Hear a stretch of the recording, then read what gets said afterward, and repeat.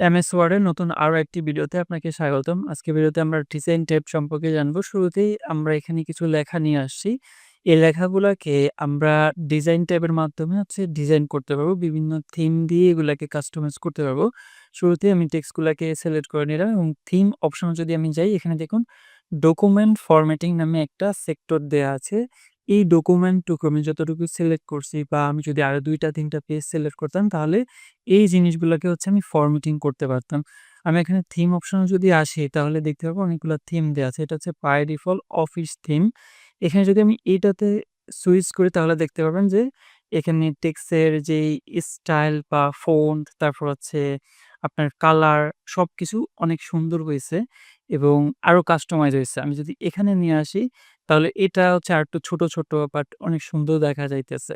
এই থিমগুলো যদি আমি ব্যবহার করি, তাহলে আমার লেখাগুলাকে আমি আরো সুন্দর করতে পারবো বা আরো সুন্দর ডিজাইন এখান থেকে আমি দিতে পারবো। আমি যদি প্রত্যেকটা এখান থেকে মাউস হোভার করি, তাহলে দেখতে পারবেন যে এখানে পার্থক্যটা কোন জায়গায় আসে। আমি যদি এটা দেই, তাহলে অনেক সুন্দর দেখা যাইতেছে, অথবা এটা দিতে পারি। আমি এটাকে সিলেক্ট করলাম। সিলেক্ট করার পরে দেখুন এখানে ডকুমেন্ট ফরম্যাটিং এর ভিতরে এখানের এই যে জায়গাটা আছে, এই জায়গাটা কিন্তু পরিবর্তন হয়েছে। এই জায়গাটাও যখন আমি আমার মাউসের কার্সরটাকে হোভার করতে থাকবো, তখন দেখুন ওই থিম অনুযায়ী কিন্তু এই জায়গাটুকু কাস্টমাইজ হইছে এবং এখান থেকে আমি আরো কাস্টমাইজেশন করতে পারি। যদি ঠিক এই জায়গাটায় ক্লিক করি, ক্লিক করার পরে তখন আমি আরো অনেকগুলা এখানে স্টাইল পেয়ে যাবো, যে স্টাইলগুলা ব্যবহার করে আমাদের যে ডকুমেন্টটা আছে, এই ডকুমেন্টটা আমরা আরো অনেক সুন্দর করতে পারি। যদি সুন্দর করার বা স্টাইল দেওয়ার প্রয়োজন পড়ে। অবশ্যই বেশি স্টাইল দেয়া উচিত না, যখন আমরা কোনো প্রফেশনাল সিভি বা ওই জিনিসগুলা কাজ করি, তখন চেষ্টা করব যে আমাদের যে ডকুমেন্ট আছে, ওই ডকুমেন্টের ভিতরে কোনো বেশি ফরমেট যাতে না থাকে বা স্টাইল যাতে না থাকে। এটা যখন আমাদের কমপ্লিট হয়, তখন ডিজাইন ট্যাবের ভিতরে এখানে কালার একটা অপশন আছে।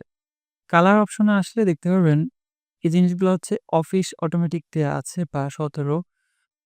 এখানে যেই ২-৩ টা বা ৮ টা ১০ টা কালার দেয়া আছে, কালার অনুযায়ী কিন্তু এই জিনিসগুলা সাজবে। যদি মানে এখানে এই কালার অনুযায়ী এই থিম গুলা পরিবর্তন হয়।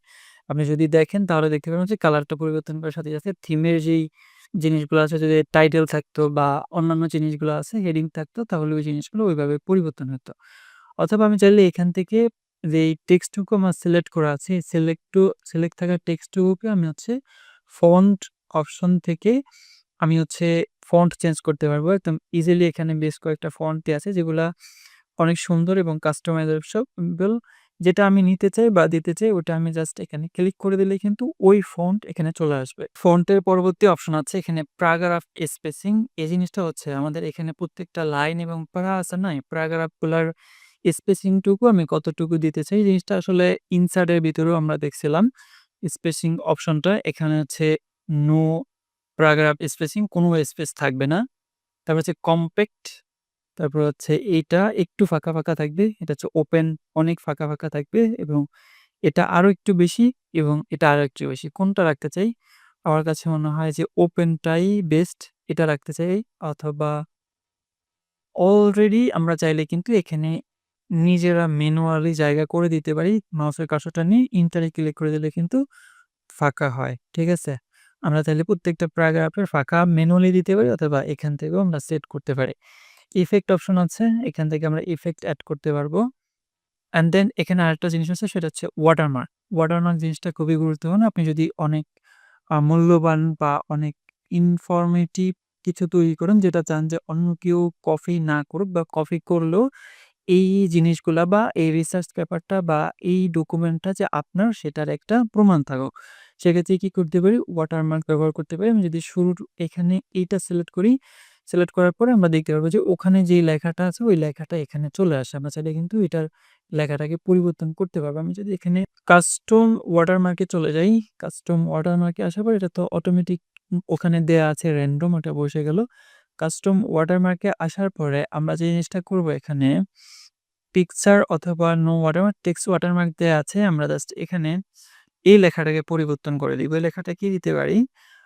আমি জাস্ট এই হ্যালো দিলাম। হ্যালো দেওয়ার পরে আমি ফন্ট চেঞ্জ করতে পারবো, বা ইংলিশ দিতে চাইলে ইংলিশ, বাংলা দিতে চাইলে বাংলা দিতে পারবো। ফন্ট চেঞ্জ করতে পারবো।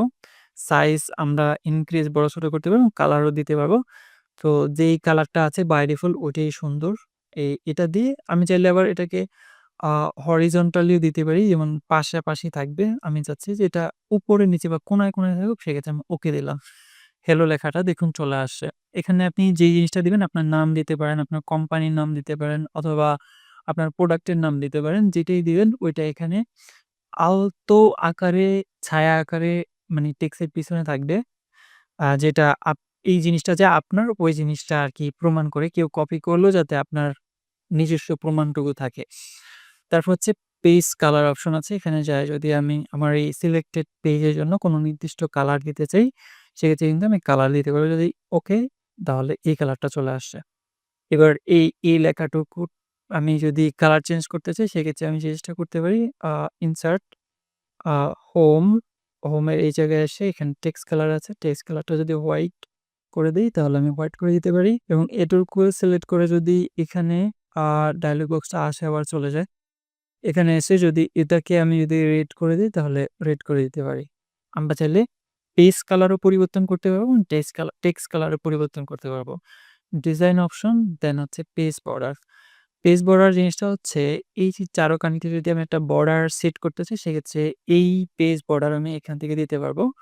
পেজ বর্ডার অপশন এখন নান অপশনে আছে। আমি যদি আম এখানে আসি, এই জায়গায় ক্লিক করি তাহলে হচ্ছে উপরের জন্য হইলো, পাশে নিচের জন্য হইলো, লেফট সাইডে হইলো এবং রাইট সাইডে হইলো। ৪ টা ক্লিক করা মানে ৪ দিকেই বর্ডার হওয়া। আমি যদি চাই শুধু উপরে তাহলে জাস্ট এই ৩ টাকে ক্লিক করে আমি বন্ধ করে দিব, শুধু উপরে হবে। আমি যদি শুধু নিচে এবং উপরে সেক্ষেত্রে এই ২ টা। আর যদি আমি চাই চারদিকে হবে তাহলে ৪ টা সিলেক্ট করে দেব। দেওয়ার পরে এখন আমি কিরকম স্টাইল চাই? এই যে বক্স আকারে অথবা আপনার হচ্ছে ডট, ডট বা এরকম কোনটা চাই? যেমন এটা দিলাম।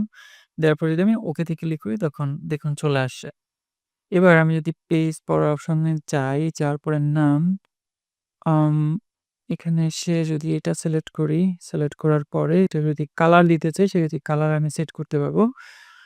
আম শেডিং অপশন, পেজ বর্ডার, এখানে হচ্ছে border, colour automatic, red, red colour, then হচ্ছে স্টাইল এইটা, ওকে। শুধু টেক্সটের জন্য হয়েছে যেহেতু টেক্সট সিলেক্ট করা ছিল, টেক্সটের জন্য হয়ে গেছে। আমি চাইলে এই যে এই পেজের জন্য দিতে পারি এবং টেক্সটের জন্য দিতে পারি। আমি যদি এখানে চলে যাই, যাওয়ার পরে একটা হচ্ছে পেজ বর্ডার, দেন হচ্ছে কতটুকু হাইট এবং কতটুকু প্রশস্ত থাকবে সেই জিনিসটা আসলে আমরা এখান থেকে সিলেক্ট করে দিতে পারি। আমি যদি চাই শুধু এক সাইডে থাকবে সেক্ষেত্রে আমরা এক সাইডেও দিতে পারি। আবার যদি চাই শুধু আপনার চারদিকে দিতে সেক্ষেত্রেও দিতে পারি। এখানে আরেকটা জিনিস আছে আর্ট অপশন। আর্ট অপশনে অনেক গুলা জিনিস পাতা তারপর হচ্ছে গাছপালা দেয়া আছে। আমি যদি এই গাছপালা সিলেক্ট করে দেই, ওকে ক্লিক করি তখন দেখতে পারেন যে গাছপালাগুলা এখানে চলে আসছে।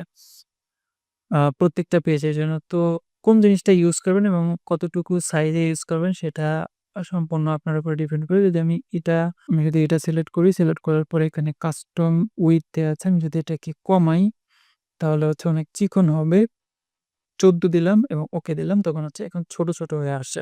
আরো ছোট, ছোট করা যাবে যদি আমি চাই তাহলে আরো ছোট, ছোট করতে পারি।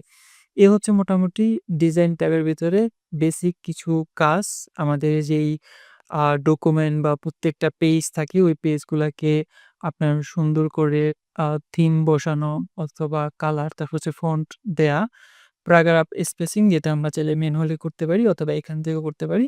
খুবই ইম্পোর্টেন্ট যে জিনিসটা সেটা হচ্ছে পেজ ব্যাকগ্রাউন্ডের জায়গা থেকে ওয়াটারমার্ক, পেজ কালার এবং পেজ বর্ডার এই ৩ টা জিনিস খুবই গুরুত্বপূর্ণ। যখন যেই জায়গায় প্রয়োজন পড়বে ওই জায়গায় আপনি চাইলে খুব ইজিলি ব্যবহার করতে পারবেন।